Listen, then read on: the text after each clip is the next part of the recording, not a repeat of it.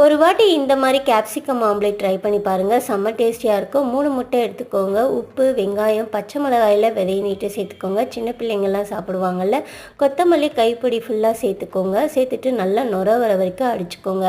இன்றைக்கி நம்ம ரெட் கலரில் கேப்சிகம் எடுத்துருக்கேன். எந்த கலர் வேணாலும் எடுத்துக்கலாம். அதில் உள்ள விதையெல்லாம் நீக்கிட்டு இந்த மாதிரி கட் பண்ணி எல்லாமே எடுத்துக்கோங்க. ஒரு 3 போல் இல்லை 4 வரும்.